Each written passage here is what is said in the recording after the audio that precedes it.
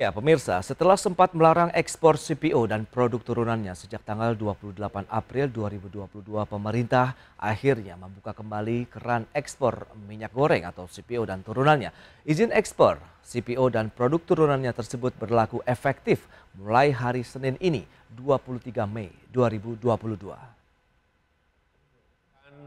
Kondisi pasokan dan harga minyak goreng saat ini, serta mempertimbangkan adanya 17 juta orang tenaga di industri sawit, baik petani, pekerja, dan juga tenaga pendukung lainnya, maka saya memutuskan bahwa ekspor minyak goreng akan dibuka kembali pada Senin 23 Mei 2022. Demikian pernyataan Presiden Joko Widodo yang kembali membuka keran ekspor minyak goreng setelah pemerintah melarang ekspor minyak goreng sejak tanggal 28 April lalu. Ekspor minyak goreng mulai berlaku hari ini dengan pertimbangan pasokan dan kondisi harga minyak goreng di masyarakat yang sudah turun dan stabil.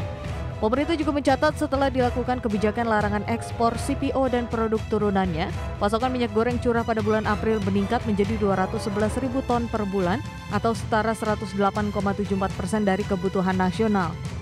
Sementara itu, Menteri Perdagangan langsung bertindak cepat menyesuaikan arahan Presiden Joko Widodo dengan mencabut peraturan Menteri Perdagangan terkait larangan ekspor sementara CPO dan produk turunannya. Menindaklanjuti arahan Bapak Presiden untuk membuka kembali ekspor CPO dan turunannya, kami akan mencabut Peraturan Menteri Perdagangan Nomor 22 Tahun 2022 tentang larangan sementara ekspor crude palm oil, refined, bleached, and deodorized palm oil, refined, bleached, and deodorized palm olein, dan used cooking oil. Sesuai arahan Bapak Presiden, ekspor CPO dan turunannya akan mulai dibuka kembali tanggal 23 Mei 2022. Kementerian Perdagangan bersama BUMN dan pelaku usaha kelapa sawit berjanji akan memperluas akses penjualan minyak goreng curah melalui program Migor Rakyat. Dari Jakarta, Tim Liputan, IDX Channel. Baik, pemirsa, untuk membahas tema menarik berikutnya terkait dengan langkah pemerintah yang membuka kembali keran ekspor CPO. Kita sudah tersambung melalui Zoom bersama dengan Bapak Edi Martono, Sekjen Gabungan Pengusaha Kelapa Sawit Indonesia atau GAPKI. Selamat pagi, Pak Edi. Selamat pagi. Ya, salam sehat, Pak. Alhamdulillah sehat. Wow, suaranya terdengar happy nih, Pak Edi. Apakah seiring dengan langkah pemerintah yang mengizinkan kembali, Pak, untuk membuka keran ekspor CPO dan produk turunannya ini? Silakan, Pak. Ya, baik. Memang kita sangat bersyukur, kita semua berterima kasih baik di industri hulu, kemudian juga industri hilir atas dibukanya kembali keran ekspor ini. Kita berterima kasih kepada pemerintah, kepada Bapak Presiden Joko Widodo atas dibukanya kembali keran ekspor ini, karena memang kondisinya memang sudah sangat sulit di hulu. Ya, untuk apabila tidak segera dibuka keran ekspor tersebut. Ya, kita tahu keputusan kembali dibukanya ekspor ini adalah karena pasokan, kemudian harga yang cenderung turun dan stabil nih di masyarakat. Benarkah demikian kondisinya nih, Pak Edi? Ya, memang kan yang diminta oleh pemerintah adalah minyak goreng curah yang untuk harga 14.000. Dari pernyataan Bapak Presiden bahwa harga memang belum menyentuh ke 14.000, tapi sudah mulai turun ke angka 17.000. Dan pasokan juga sudah mulai berlebih, dari kebutuhan hanya 194.000, ternyata tersedia 211.000 ton. Jadi artinya bahwa sudah berlebih, sehingga dasar itu Bapak Presiden, pemerintah di sini membuka kembali keran ekspor. Baik, lantas bagaimana kalau kita cermati dengan kondisi dari industri CPO sendiri nih sebelum dibukanya keran ekspor? Mungkin bisa update sedikit ini, Pak. Ya, baik. Memang kita ini waktu dilarang ekspor tersebut, kondisinya waktu itu adalah sebelum libur Lebaran.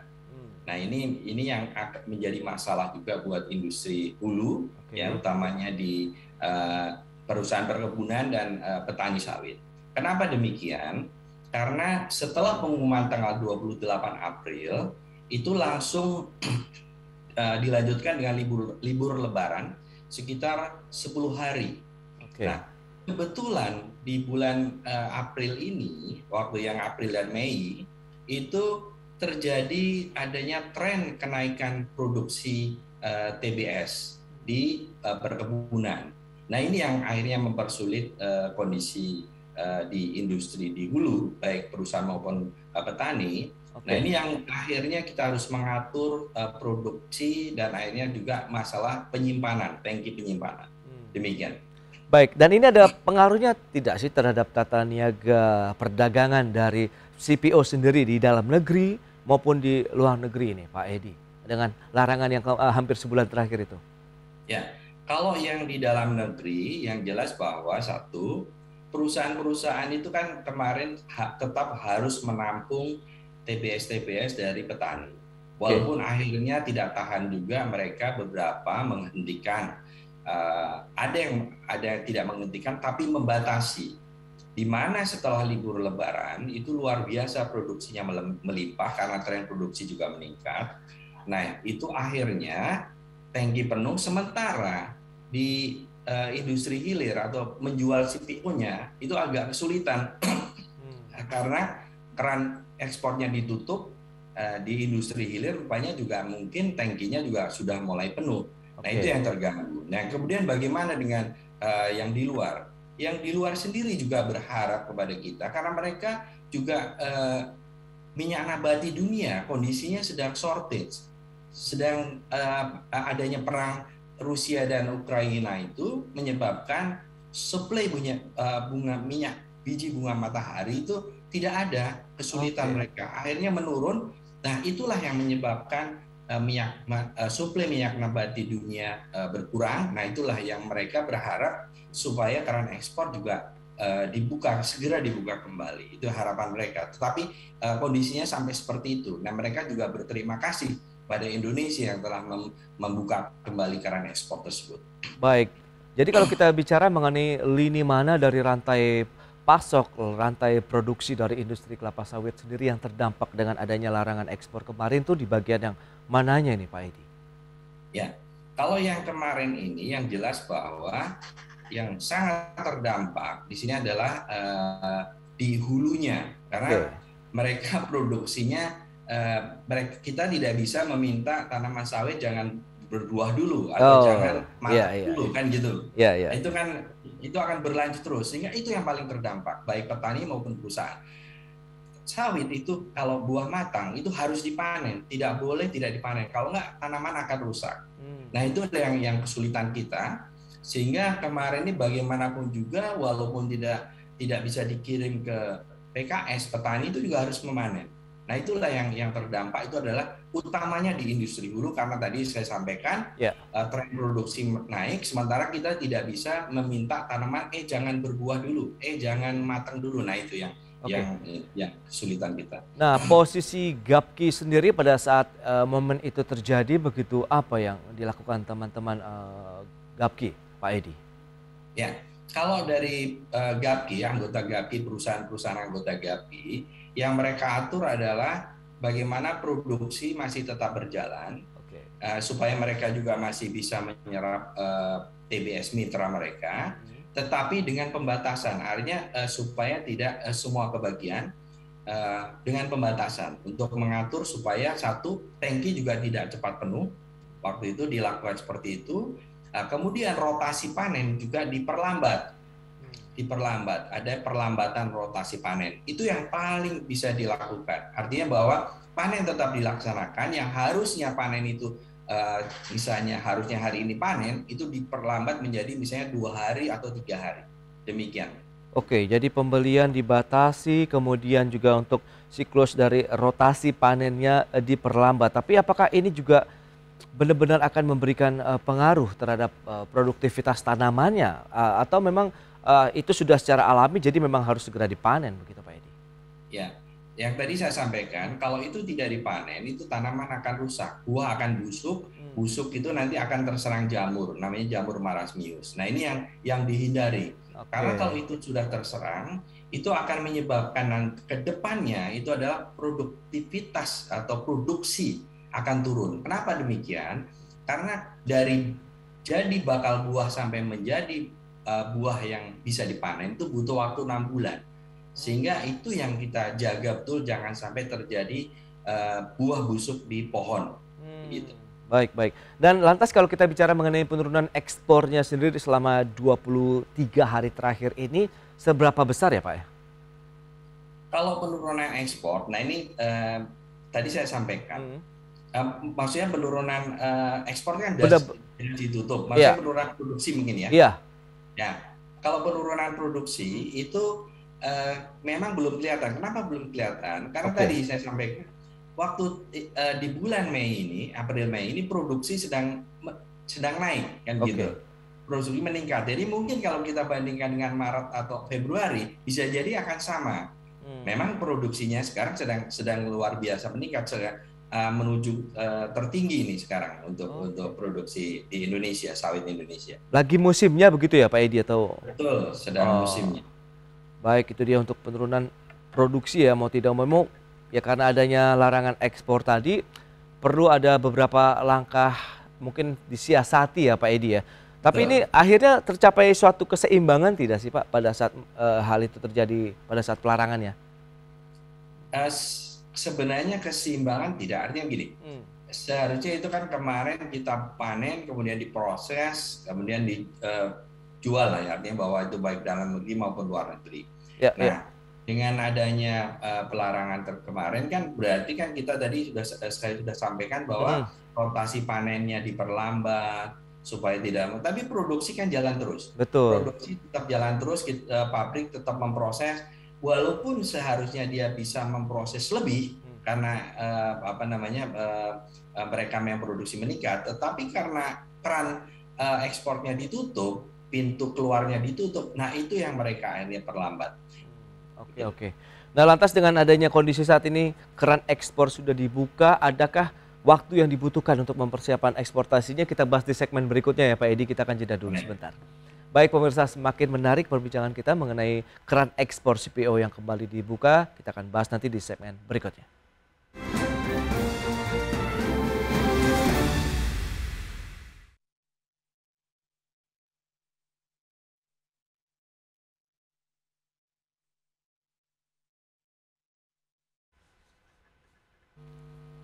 Pak Edi, nanti saya sampaikan infografik dulu ya Pak. Baik. Produksi CPO nasional ini tahun 2021 kemarin sekitar 46,89 juta ton ya Pak ya? Ya, untuk CPO ya. Kalau CPO dengan PKO itu 51 kira-kira. Oke, ini untuk yang CPO-nya sih. Kemudian 46,8 ya. Betul. Ya, betul. 46,9, hampir 47. Ya. Itu untuk kemudian harga CPO pasar spot Medan ini datanya yang saya ambil 18 Mei lalu sekitar Rp26.453,8 per kilogram. Ini benar ya Pak? Salah itu ya? Harusnya?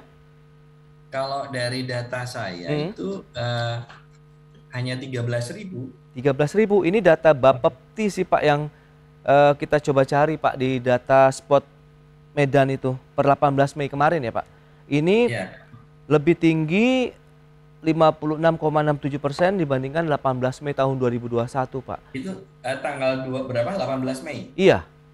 Tanggal 18 Mei di data saya itu yang untuk tender di KPPN untuk lawan itu 12.500. Oh kok beda ya Pak ya? Rupanya rasanya nggak mungkin kalau 26.000 karena waktu kasus yang ini kemudian dilarang itu kan harga juga hanya 16.600. Oh, jadi mungkin tembus ke 26.000 sangat mungkin. Kalau perbedaan nggak usah dipakai dulu deh Pak, berarti data harga spot di pasar Medannya ya Pak ya? Ya nggak usah, saya rasa. Oke. Kita grafis satu aja ya. Soalnya saya dapat datanya segitu Pak. Halo Sobat Investor, berikut ini adalah beberapa tips yang bisa kalian coba untuk mencapai financial freedom. Yang pertama, pahami kondisi finansial. Kalian harus paham berapa jumlah pendapatan dan berapa jumlah pengeluaran. Yang kedua adalah tentukan tujuan keuangan agar kedepannya kalian lebih mudah untuk menyusun strategi untuk mencapai tujuan keuangan tersebut. Ketiga, carilah sumber pendapatan yang lain. Biarlah pendapatan dari aset itu bisa menutupi pengeluaran utama atau pengeluaran pokok kalian. Yang keempat adalah investasi. Kalau Anda menyimpan uang di bank, nilainya akan terus tergerus. Tetapi kalau berinvestasi, nilainya akan terus bertambah. Yang kelima dan yang terakhir adalah lunasi segala hutang. Bila Anda memiliki tagihan ataupun hutang, segeralah melakukan pelunasan kapanpun Anda memiliki uang yang cukup. Itulah beberapa tips untuk mencapai financial freedom. Bagaimana dengan Anda, Sobat Investor?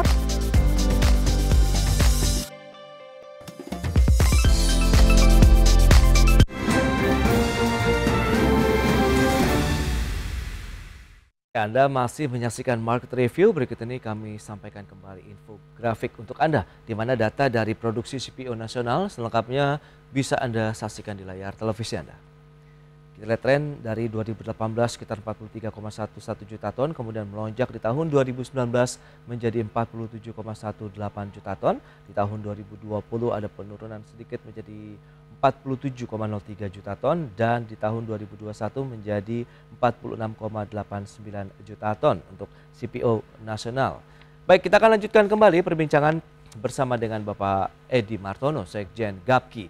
Ya Pak Edi, dengan dibukanya keran ekspor CPO dan produk turunannya oleh pemerintah per Senin ini, lantas strategi apa nih yang akan segera dikejar oleh Gapki sendiri untuk bisa memenuhi eksportasi tadi? Ya.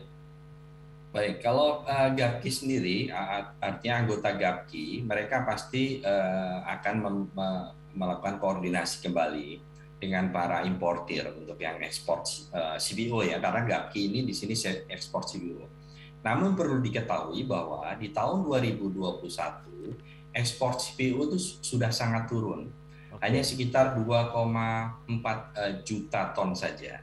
Yang dominan adalah di hilirnya. Gitu. Jadi memang itu yang akan dilakukan. Mereka kan tidak bisa mendadak ini, tidak bisa mendadak artinya dibuka hari ini kemudian langsung ekspor hari ini, kan tidak bisa.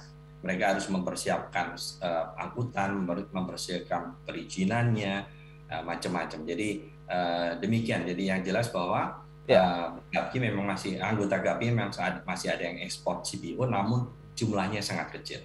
Baik, kalau kita bicara mengenai waktu yang dibutuhkan itu biasanya berapa lama sih Pak dari sisi produksi, kemudian tadi hasil produknya bisa segera diekspor ke luar negeri?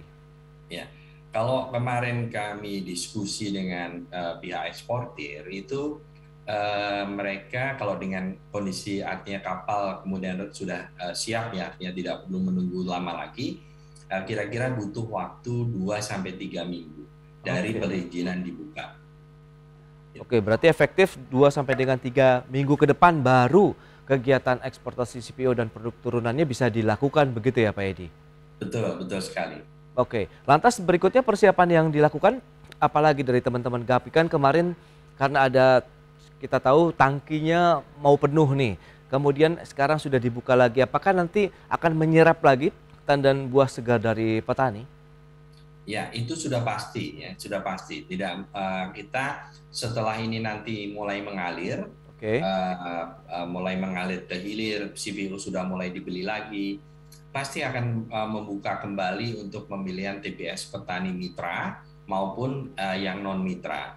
Itu pasti akan dilakukan. Tidak mungkin kita melarang ya, artinya tidak menolak pembelian TBS petani, sementara memang kita kita sendiri butuh devisa ekspor, dunia membutuhkan minyak nabati dari Indonesia. Demikian. Baik. Kemudian ada rencana juga untuk menambah tangki-tangkinya Pak, kalau misalnya ya maybe someday begitu kejadian ini ada lagi begitu Pak Edi? Ya, jadi begini, karakteristik daripada industri sawit atau produknya CPO itu tidak bisa disimpan lama. Ya, disimpan pun harus pakai dipanasi apa semua. Kenapa kok di Indonesia tuh tangki tidak banyak? Artinya untuk yang di perkebunan ya sekitar 4-5 juta ton saja. Dan untuk kapasitas penyimpanan 2-3 minggu. Kenapa demikian? Supaya tidak barang tersebut tidak rusak, sehingga cepat langsung mengalir. Nah, kalau investasi kemudian ditambah tangkinya, itu justru akan menjadikan beban beban di cost di perusahaan. Kenapa? Ya tadi, karena ini kalau disimpan terlalu lama, ini kualitasnya akan turun.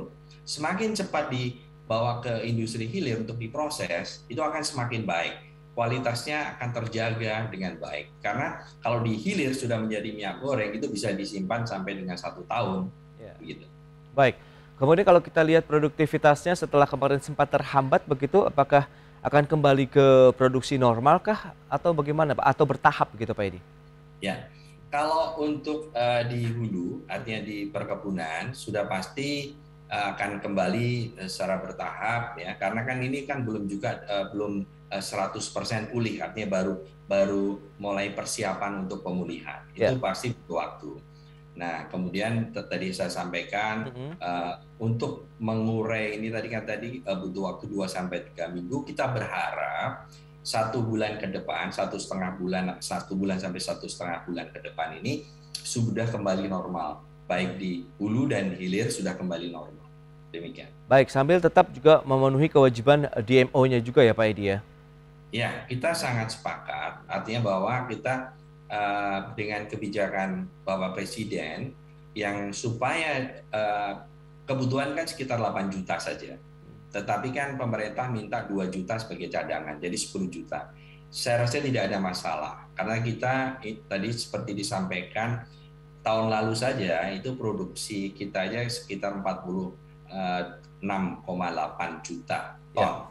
Nah, kemudian ditambah lagi kalau untuk untuk kebutuhan lokal termasuk biodiesel itu 18 juta ton. Kalau itu ditambah dengan 2 juta ton itu menjadi 20 juta. Itu masih sangat oke, tidak ada masalah. Artinya DMO akan pasti terpenuhi. Baik, kalau kita cermati dengan saat seperti ini begitu, Anda melihat kebijakan ini juga akan menjamin keberlanjutan dari industri kelapa sawit di Indonesia ini Pak Edi? Ya, kita berharap ini dengan adanya kasus ini, ya masing-masing mengkoreksi lah, termasuk di kita sendiri di pelaku usaha harus melihat diri kita apa sih kita yang mesti kita perbaiki kan gitu.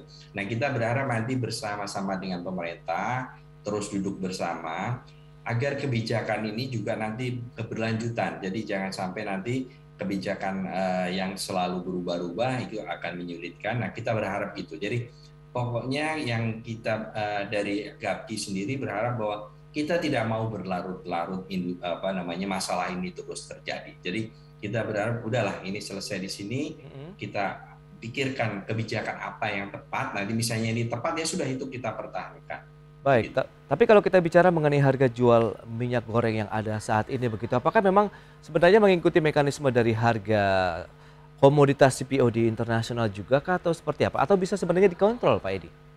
Ya, kalau yang memang di mana-mana, termasuk di negara tetangga kita Malaysia, itu memang ada namanya minyak goreng subsidi. Artinya itu seperti yang kalau di sana tidak curah, tetapi dalam kemasan 1 liter. Nah kalau di kita curah, tetapi untuk yang non subsidi artinya yang di atas 1 liter itu harga pasar yang seperti sekarang kita yang dilakukan oleh Indonesia. Jadi memang harus mengikuti pasar karena memang kita tidak bisa melawan pasar kan gitu. Nanti akan terjadi distorsi macam-macam kalau nanti kalau ada misalnya harga di pack kembali misalnya harus sekian, nah itu justru akan menyulitkan nanti untuk kontrolnya. Berarti sudah ada kesepakatankah mungkin dengan pemerintah bahwa pasokan di dalam negeri harus mungkin dipatok begitu sekian juta ton, kemudian sisanya memang benar-benar untuk ekspor tadi begitu ya Pak Edi? Ya, jadi memang terus terang memang ya ini kan baru diumumkan minggu lalu. Kita memang belum ada pertemuan dengan pemerintah secara resmi. Hanya kita mendengar kemarin waktu Mendak sampaikan bahwa 10 juta ton itu kemudian untuk cadangan 2 juta ton. Rasanya itu tidak masalah. Pasti akan terpenuhi dan saya yakin bahwa pelaku usaha di hulu maupun di hilir itu akan komit lah untuk memenuhi itu. Nah, seandainya memang nanti ada pertemuan dengan pemerintah, mungkin teman-teman GAPKI yang inginkan apa sih kelanjutannya Pak untuk ke depan begitu? Ya, Kalau dari teman-teman GAPKI, artinya anggota GAPKI, bahwa satu memang kita berharap kebijakan itu kebijakan yang berlanjutan. Jadi nanti Oke. yang berikutnya adalah bahwa kita juga kalau memungkinkan diberikan ruang untuk memberikan pendapat mengenai kebijakan yang akan dilaksanakan seperti apa. Dan yang jelas bahwa kita juga akan terus meningkatkan produktivitas karena apa? Kebutuhan minyak nabati dunia itu setiap tahun terjadi peningkatan 5 juta ton. Nah, itu tinggal minyak nabati mana yang mau mengisi itu. Oke. Nah, kalau dari segi produktivitas sudah pasti sawit lah yang paling menang untuk mengisi daripada untuk produktivitas ya, mengisi daripada kebutuhan dunia tersebut. Ya, komitmen GAPKI sendiri cukup kuat Pak ya untuk memenuhi tadi kedua sisi baik dari domestik maupun yang dibutuhkan dari luar negeri. Ya, GAPKI sangat komit untuk memenuhi kebutuhan dalam negeri. Ya.